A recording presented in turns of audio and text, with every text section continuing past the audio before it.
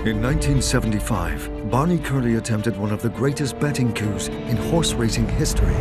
Yellow Sam was an enormous feat of planning and organisation. The prize was around €2 million in today's money. It must be the greatest scheme that's ever been staged. For every coup that comes up, 50 fail.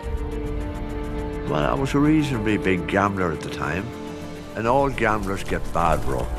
The trick is to try and survive them. I owed the bookmakers about 12,000. It was a lot of money at the time. And it was my business betting horses. Owing the bookmakers meant you couldn't go to the races. So it just stopped me betting. So I came up with this plan.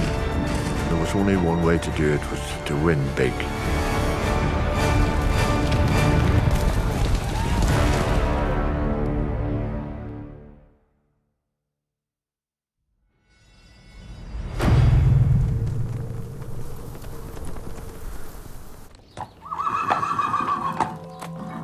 Rightly or wrongly, I always had great confidence in myself, which is sometimes a good thing and sometimes a bad thing. I could see deeply how you could trick the bookmakers. You do get a buzz out of hoodwinking the big bookmakers.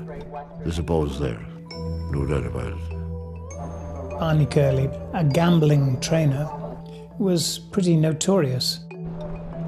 You know, he's a gambler, he doesn't tell us nothing. You know, is he cheating, is he not cheating? The bookmakers hate him. He definitely flirted with the edges of the rules of racing. If you saw Barney striding towards you, the first thing you tried to work out, what's he trying to back? In the world of horse racing, Barney Curley became famous for his superbly planned gambles. But back in 1975, his fortunes were far from good. The gambling wasn't going very well at the time, and everything I'd done, you know, was down the tube. He owed the bookmakers over £10,000, a massive sum at the time. But he decided to have one more bet before throwing in the towel. I have to do something here. I have to go for the big time.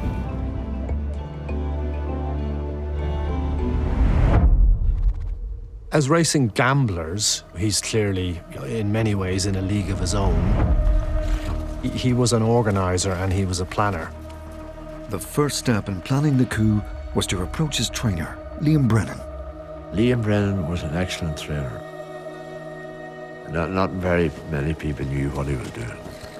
And I learned a lot from him. Employ people who you can trust 100%. Barney expected loyalty and he expected silence. Barney had a collection of horses. He needed to know, could any of them deliver a victory to get him out of his predicament?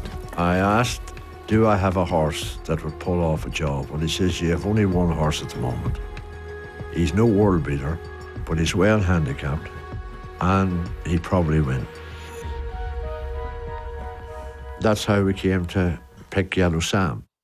I called him Yellow Sam because my father's nickname was Yellow Sam. He had a sort of a sullen complexion or whatever it was, you know, bit yellow. So I called it after my father. But long before Barney could plan a gambling coup at the racetrack, he started life as the oldest boy in what would become a family of 6 children in peaceful Irvinstown in Fermanagh, Northern Ireland. I remember as a 4 or 5-year-old walking to school on my bare feet. You always saved your shoes for Sunday, that they looked well at Mass. Our basic food was poundies, mashed potatoes, butter, scallions. You had porridge in the morning. It was a bonus if you got some meat on a Sunday. Things were scarce and my mother never talked about not having any money. We never looked for anything because we knew that my mother couldn't afford it, maybe. My mother was a wonderful woman, a very thoughtful woman, a giver. I picked up a lot from my mother. You know, she was very charitable. We had a little shop in Irvinstown, a little grocer's shop. I know for a fact that my mother gave half of it away to the marginalised. Granny Farry came to live with us. She probably bought us things that my mother couldn't afford to buy us, you know. We just loved Granny Farry, and Barney especially loved her because she would have given Barney the odd sixpence to go to the bookie office, you know, to have an odd wee bet. Like some other men do. We had a game, and there were little horses and jockeys on them, and you wound the thing up to see what horse was going to win. We all had wee bets on them, you know, matches, not money, matches. I would describe it as a happy childhood. Don't think it was very affluent, but, you know, it was happy. Went to boarding school at 11, wasn't a scholar, didn't do very well. I don't know how I got into the boarding school. I often think, did my father ever pay the fees?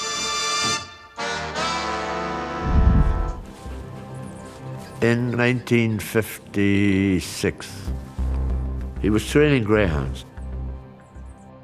I think he owed about £1,200, something like that. And he lined this one up in Celtic Park. So he had about £200 on the dog. This was the last shot.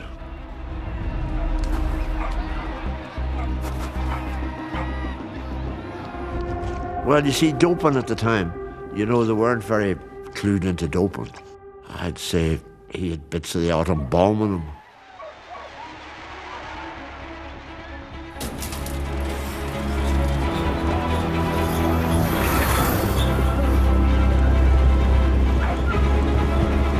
It was a sprint in Celtic Park. I think it was over 375 yards.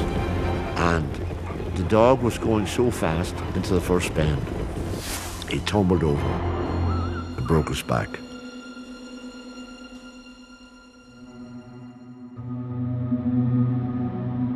And I can remember to this day him carrying this dog up in his arms. And he lost everything. And he says, that's it, the party's over. No way back. Having lost everything, Barney's dad was forced to seek work in England and pulled his eldest boy Barney out of school to join him. Of course, I didn't like school anyhow.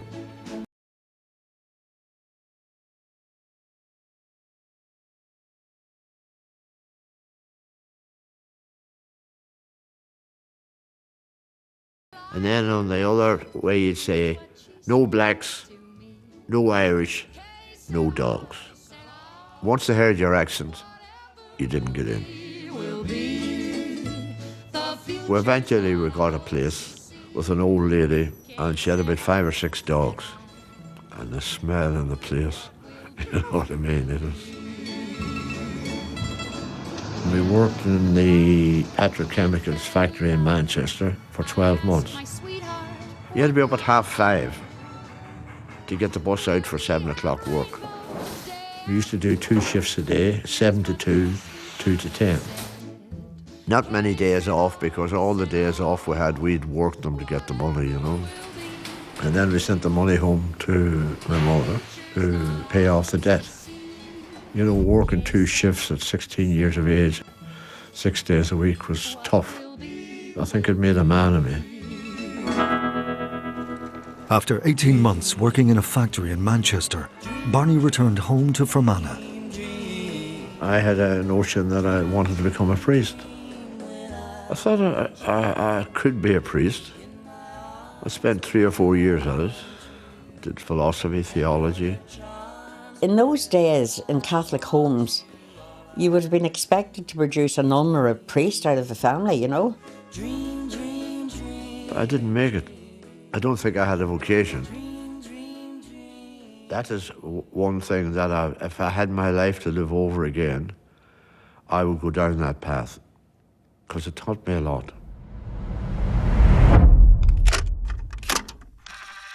Barney left the seminary, and as a Catholic in 1960s Northern Ireland, his opportunities were limited. He started out training to be a Jesuit priest, having had a good education. So normally you would expect somebody like him to go into the professions, but at that time Catholics found it difficult to get work in the professions. He wouldn't be accepted. He was a very staunch Catholic himself and came from a Catholic family, and that meant a lot at that time. Hard them days for Catholics to get jobs, like, you know. Just any jobs came up in the council, on the roads, like, you know. That's the only jobs you got, like, you know. There wasn't no work at all, so that's more or less why we started playing together. And we started a band in 1961. 1963, Barney came back on the scene. And he comes over to the hall we were practicing, and if you've got a manager, I say, no, well, just do your own thing. Yes, I've got one now. He says. That's where it started.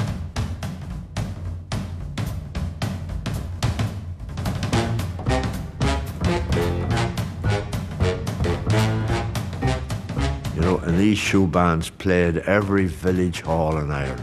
You'd have sometimes 1,500, 1,600 in these halls. There was 60 women and men inside, like, and the minute the music is out, jiving away and enjoying it, like. You could have been Belfast on Saturday night, and you could have been in the County Limerick or County Cork, could have been Killarney. Leopardstown, Killarney, Clonmel. Up and down Ireland, like, you know. I think I knew somebody in every parish in Ireland. Then I was doing a bit of smuggling at the same time. Ireland at the time was very much no tax, no VAT, no nothing. Carry on, put the money in your back pocket. The big thing at that time was tyres. We in the north had what you call Mitchell and X. Down the south, they were like gold dust. You buy a tyre maybe for £3 in the north, and you'd have no trouble getting 20 or 25 pounds for it in the south. A lot of profit. So I got to know people through that too that you could trust. He wouldn't have been shy, but he was very shrewd. He would have been paving the way for other things. There's always something else. As the 1960s progressed, tensions rose in Northern Ireland. I was living in Northern Ireland, and one night there was a bomb in Omagh, and I got blown up against the wall.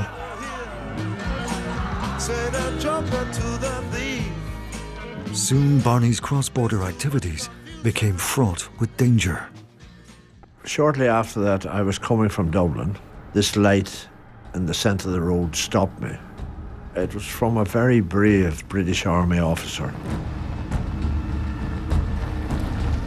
Up on the hill was the IRA, down on the road was the British Army. And then all hell broke loose.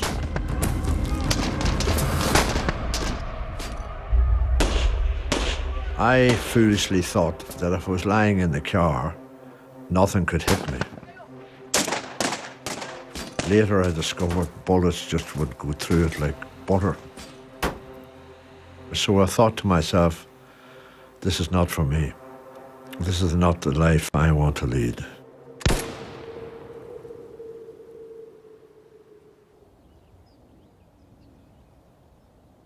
I had announced I was stopping the show bands and going gambling.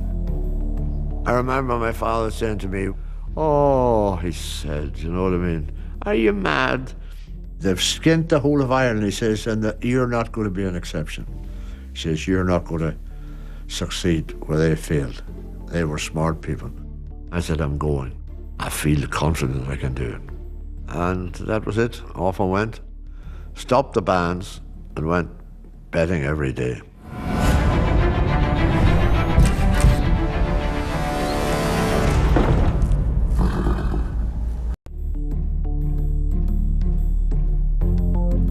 Having become a professional gambler, some big wins gave Barney a fearsome reputation with the bookmakers and helped him move his young family to a stud farm in Ashford, County Wicklow. But the costs associated with his new stud farm and a run of bad bets soon left him struggling financially.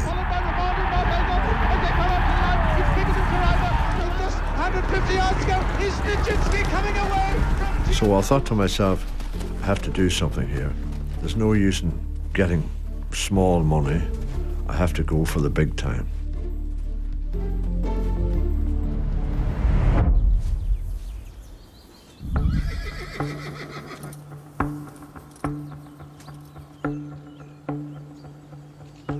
Lee and Brennan had him trained to the minute. We had a lot better horses there, but none as well handicapped as Yellow Sam. His form was very poor. He'd run 9 times, never finished better than 8th. In failure with horse racing, you go down in the handicap. The idea of handicap is to give horses different weights as to equalise their chance. In order to get the participants to have exactly the same chance in a race, you equalise their abilities by weight rather than by distance. With Yellow Sam carrying less weight than the other horses and trained particularly for a race that suited him, he had a better chance than the bookies could ever know.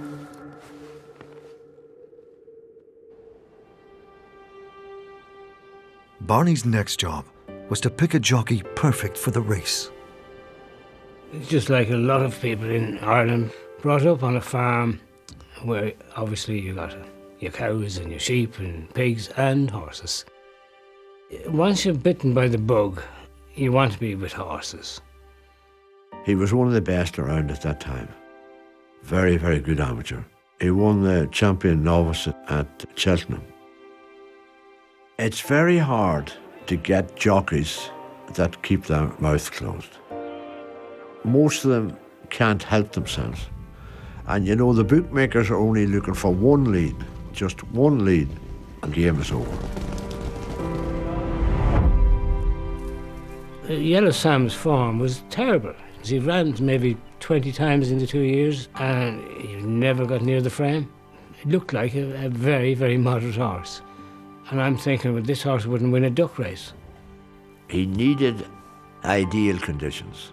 A bad race, fast ground, but he was a very good jumper.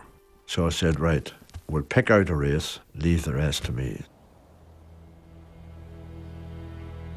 So I closed myself off from everybody and plotted it.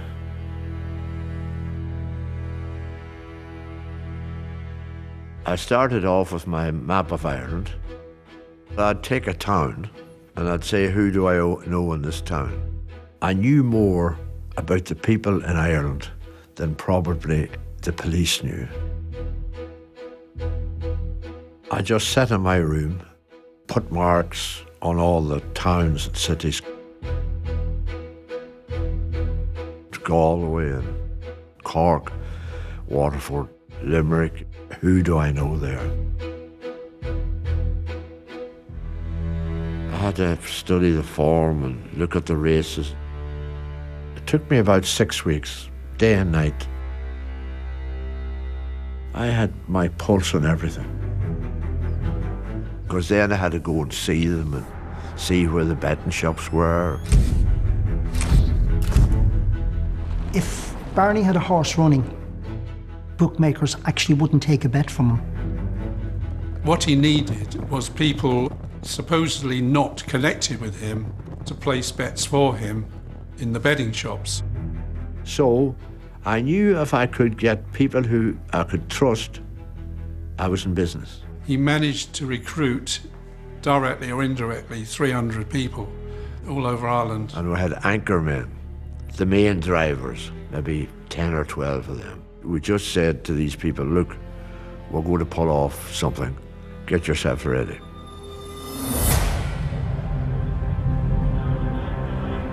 The vast majority of bets 50 years ago were struck on SP, starting price, which is the price at the off that's taken from the racecourse.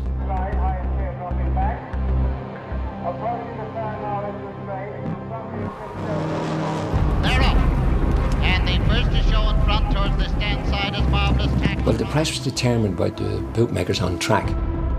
Whatever the price was at the off, that price was the price that was related to the betting shops, and that's the price they would pay out on. And the main thing was to keep the starting price up. You know, that was where the bonus ball was. If you could get a horse that represents 2 to 1, if you could get him at 20 to 1, that's a big achievement. You have to get the value. If you don't get the value, you'll sink. And the ideal race course was Bellewstown.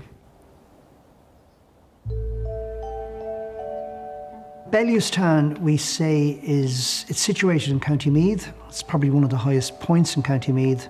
They say that the High Kings of Ireland, who were based in Tara, came to Bellewstown to race their horses. I picked out Bellewstown because I was often at Bellewstown racecourses and I knew the only connection was a phone outside the track. For the coup to work, it was crucial that the bookies at the racetrack did not find out that Barney's people around the country were suddenly and inexplicably placing bets on this unfancied horse. If they could get through on the phone, the bookmakers in Cork and Limerick and Waterford, the price would keep tumbling down. The most important was the telephone. If you blocked the telephone, you were in business. The coup was planned on the basis that the money would not get back to the racecourse to affect the starting price.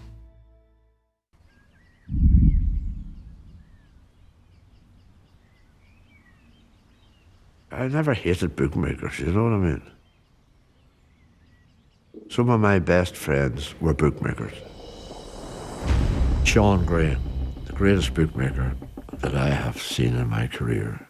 So, £60 a 6, so 99. So, £50 a 5, so 700. Leapfrog, £2.5 a 1. He was a stumbling block. I thought if he got wind of it, there'd be trouble. Probably owed him a few quid too, you know what I mean? So I said, I'm not going that well. I'm going to do something in about 10 days' time. And I want you not to interfere. And he said, listen, if you do any of my betting shops, I'll hang you. I said, look, none of your betting shops will be done.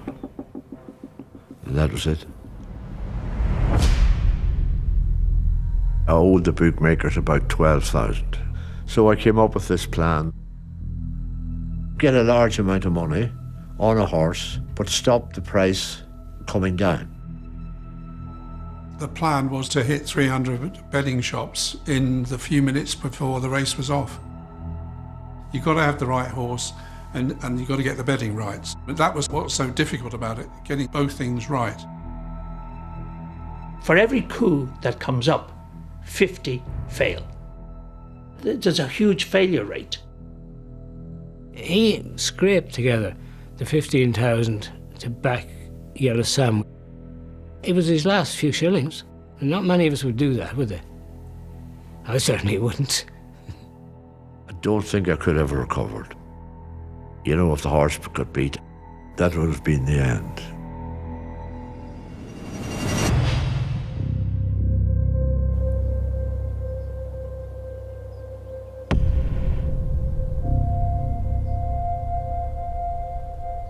Got up as usual and drove towards the racecourse. I'm not really a nervous creature. If it's going to happen, it's going to happen. I'd give it my best shot. That's it.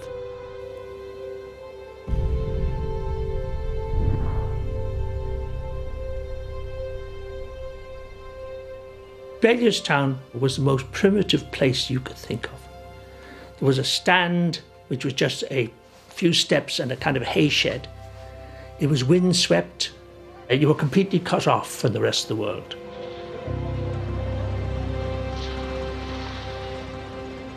My late father, who worked as a butcher in Drogheda, used to bring me on the Wednesday. So people came to Bellewstown, not so much for the racing, but so much for, you know, meeting people, and it's a very, very social place to come. The bookmaking was designed that it could set up in a field. All we had was a pole, you tied it up to a rail, a bag, and what we called a slate. You chalked up the prices and you held it and you gave a ticket.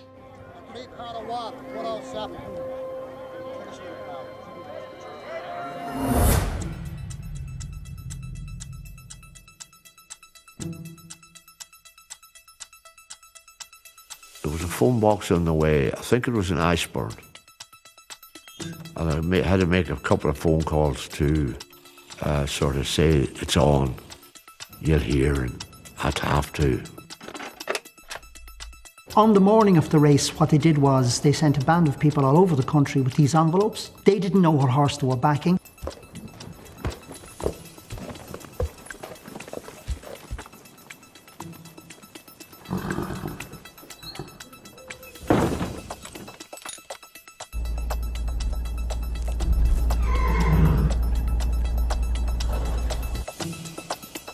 I'm a great believer in that if you put someone up to ride your horse, you have to have faith in them. Michael Furlong was somebody who you'd have a lot of faith in, a great horseman. Arrive at the track. So you're there maybe an hour before your race time. You don't want people stressing themselves, and you don't want to be stressed yourself by arriving at the last minute.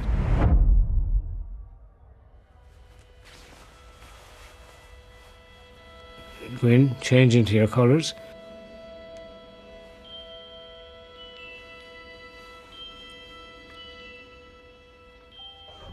I had a betting shop in Parnell Street at the time, and I was working on track.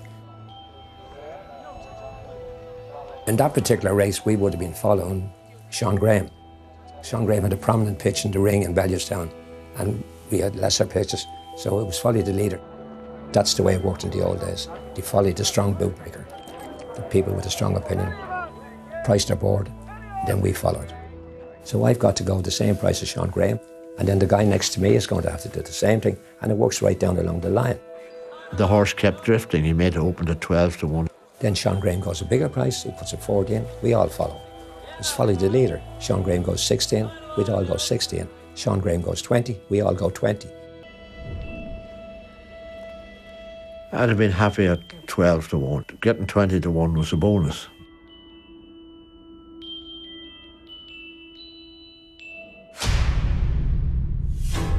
So you rang the anchor man at 2:30 and said, right, the name of the horse is Yellow Sam. On you go. So the anchor men rang their 3 or 4 friends. You know, A would ring, B would ring, C. You know, you just rang them and then they rang everybody else. They had to get out and had to start putting fivers on that horse in every betting shop they saw. They couldn't put any more. If money starts coming for a horse, they will say, hang on, this could be live, and they slash the price. So you had to do it small enough to create no attention. So I headed on towards the racecourse, but I didn't go to the racecourse. I went round to a family called Brogan's. Anne Brogan was a great friend of mine. Just drove into the yard and said, look, Anne, I'm trying to do something big. I said, I don't want to take my car. Everybody knew my car. So she drove me up to Bellewstown.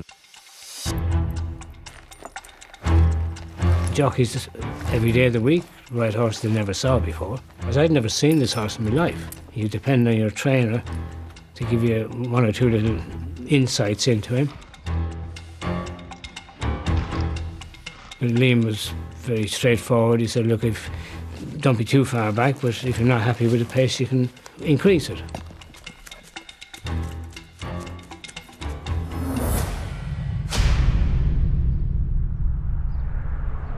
At that time, the racecourse was along the side of the road. So you could park at the side of the road and walk on over into the racecourse and into the centre of the track.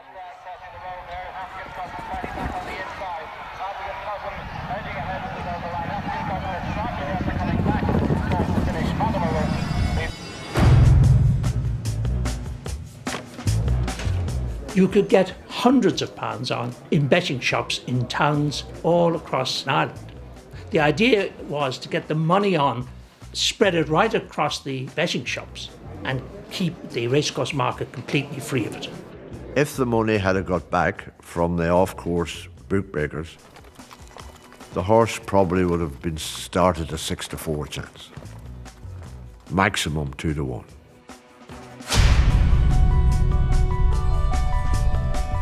The big one was the phone. So I got my friend Benny O'Hanlon to get into the phone box and pretend that there was an aunt of his in Drogheda Hospital, very poorly. He was apparently on the phone to about a sick relative. 1 minute she was about to pass on, and the next minute she'd okay.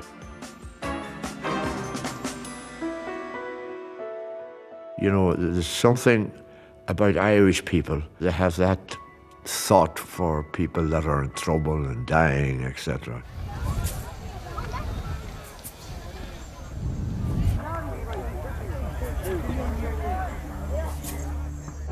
When I went into the ring, just before the off, Liam said to me, "This fellow will win."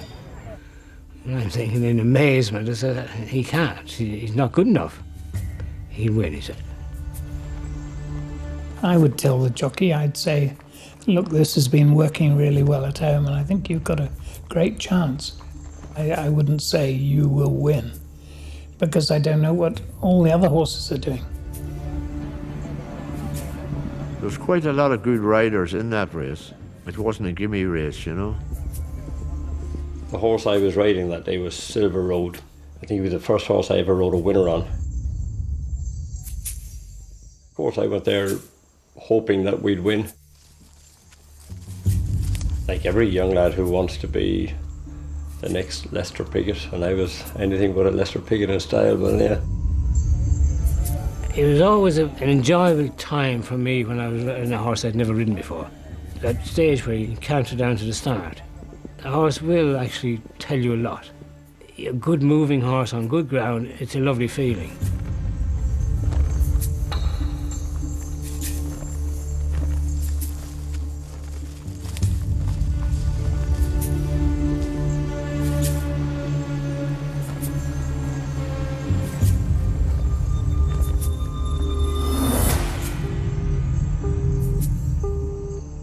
Now, in the meantime, the bookies' offices knew that this bet was down. They couldn't contact the track. The phone was engaged. Everybody's going mad. The bookmakers are going mad because they're trying to ring back this money, but they couldn't get through because Benny's on the phone and his aunt is dying in Drogheda Hospital. If Benny hadn't been in the phone box, some betting shop proprietor would have phoned the racecourse.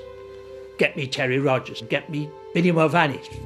The buckets of money for this horse knocked the price.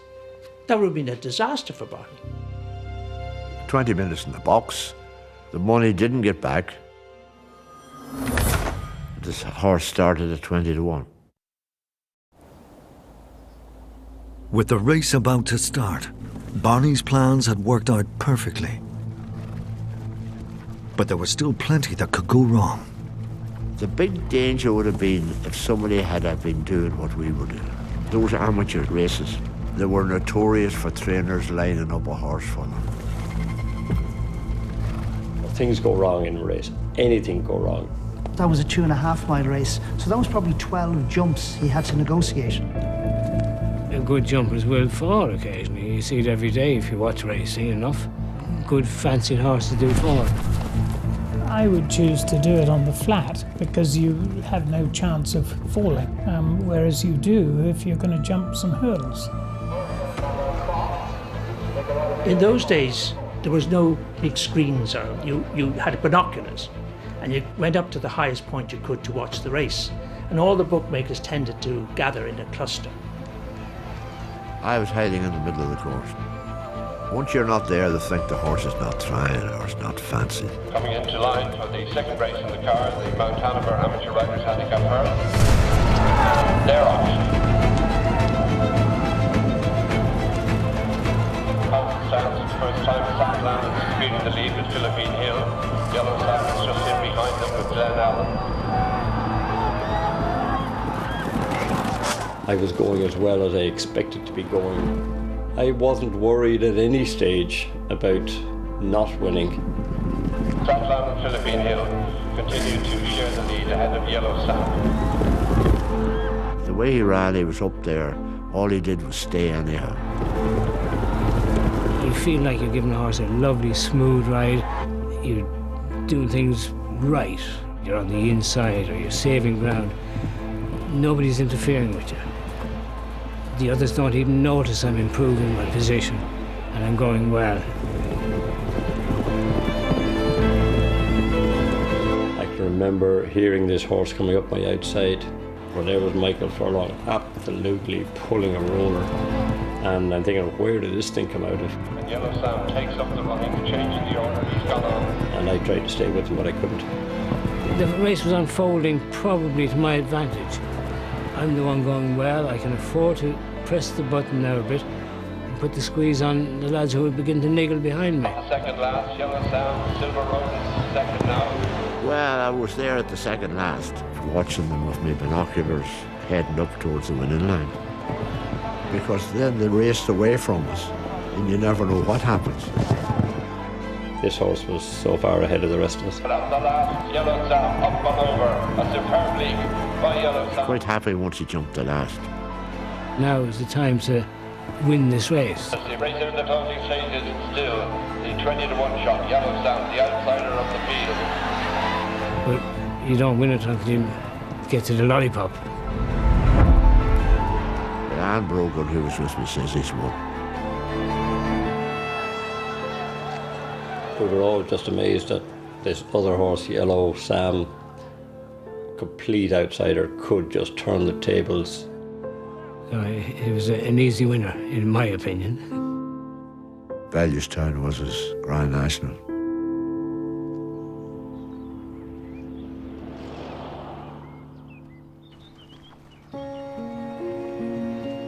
I was thinking of what the hell are the stewards going to think about this? Because they could have very well, you know, at that time they could do anything. They could have disqualified them or something, you know. That was what uppermost in my mind.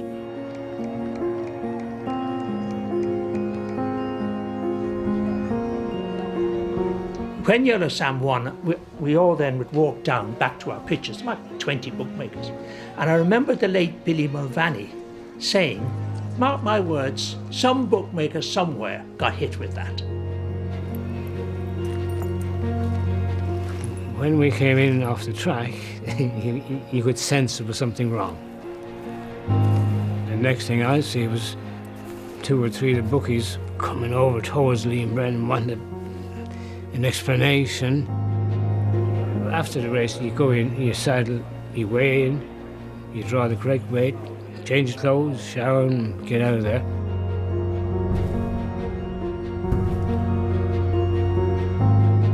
Liam said to me, you just weigh in now, don't bother changing, and go.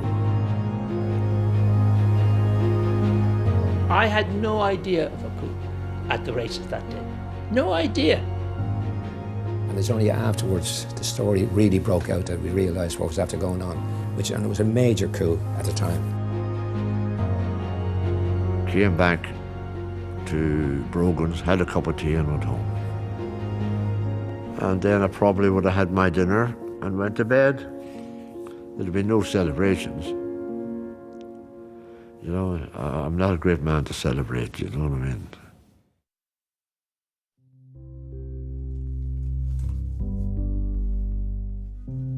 He won £300,000 in 1975, which I think was equivalent of 2 million in today's money. You know, the bookmakers were terrible. You know, they paid in single pound notes. You know, they were up to here. It was like monopoly money. In the end, Barney picked up close to £300,000 from his day in Bellewstown, and with it, he decided he was going to buy a new house. And I think I had more than Gar bought in a month. My father never said well done or anything like that, you know. Typical Irish father. He used to always criticise me and say I was a waster and all sorts. I think deep down he admired me. Because when the will was made, when he died, not that he had that much, but I got a lot. After paying his debts, he bought a mansion at Mullingar, but then decided he wanted to come over to England. Rather than just get an estate agent to sell it, he thought he'd ruffle it.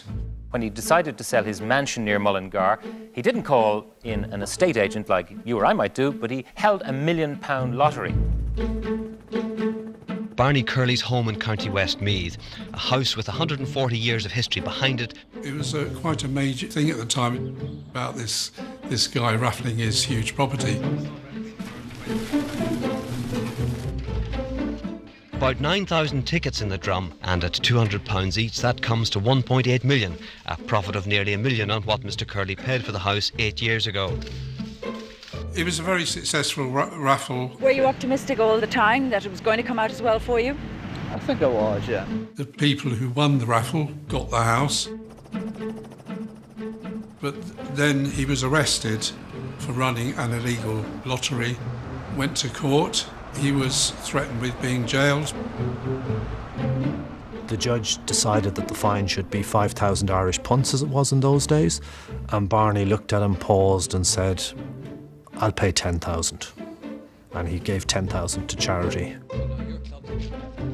From that, he was able to move to Newmarket and buy a stables. You may well remember the story of what seemed a crazy gentleman who raffled his house. The house was worth £500,000.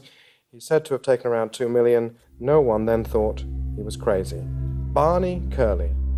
I was a young boy, I can't remember, 16, 17 or 18. Around that time, I was still apprentice.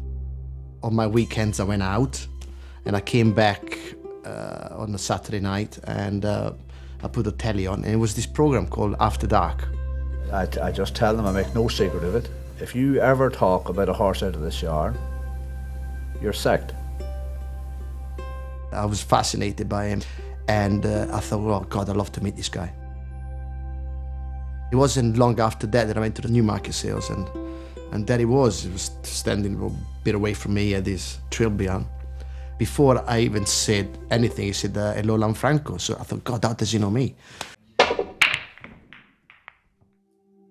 Barney was a very important influence on Frankie's career. Barney's role was to pick Frankie up when he was down and to stop him getting too far ahead of himself when he was flying high. I'm not saying that I'm tame now, but I was pretty wild when I was young. When I was going off the rail a bit, he used to ring me up for a game of snooker. He said, listen, you're only good at one thing, right? And so forget about everything else and just stick to it. We actually went to a retreat in Galway together. And it was pretty quiet during the day. Everybody was praying, and we went to a local pub to have some supper, and a couple of Guinness later, the guitars were out. Completely different than what I thought. I got married. He was one of the ushers. He's also godfather to my son. So I was very lucky that I had him as a father figure. Not just in horse racing, in life in general,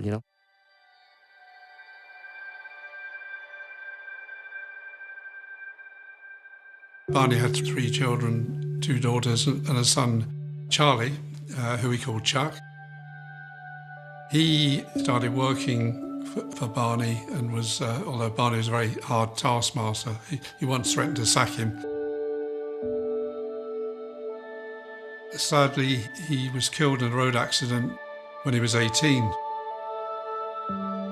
My son got killed in 1995, and I was at a low, because he was my dream.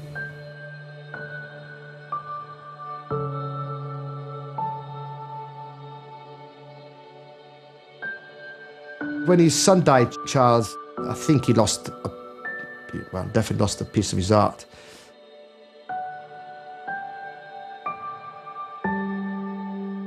He had so many dreams for Charlie. To think that he was killed at 18, that was a very hard time for Barney. Really hard time now, and he was in a real deep depression. I think after Charlie was killed, it changed him altogether, After the death of his son, a visit from a priest made Barney reassess his life. I had all the toys. Big cars, big houses, big ego. Didn't work for me. Never was content. You know, I wanted, if I had £1, I wanted £2, and if I had, a good horse, I wanted 2 good horses. Always striving. And I looked at him, he didn't have $1, and he was a lot happier than me. When my son got killed, he says to me, why don't you come out to Zambia? Eventually I agreed, and I went out there for about 3 weeks. The country was riddled with AIDS, and it was an awful sight. I'll never forget it. These young men, with their nothing here, women, you know what I mean? It was a frightening situation, frightening to go in there to the houses and to see these poor young people dying. I remember one day, this young father and mother that had been about 23 or 24 and had twins, about 5 or 6 months old. I said to the nun in charge, what are the chances of their father and mother living? She said, 0. They'll be dead, definitely in 2 months' time. Seeing some terrible sights, terrible altogether.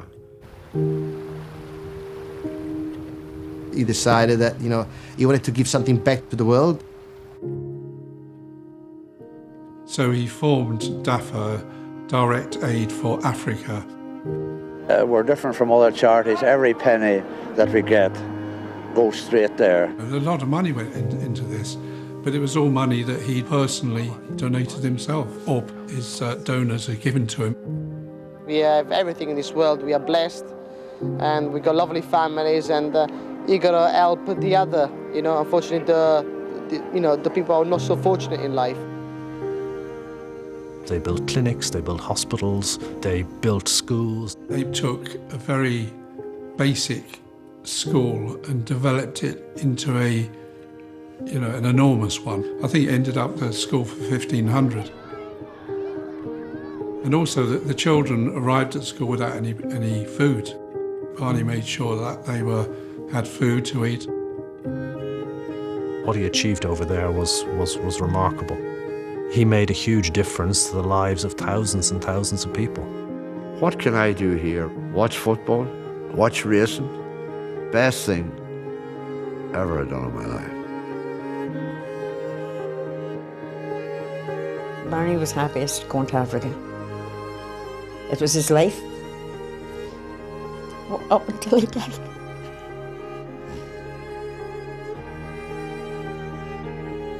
Yeah, I spoke to him. He said, listen, I'm in peace with the Lord. I'm ready to go. And this is the last few days. He touched my heart, and he always be remembered for me.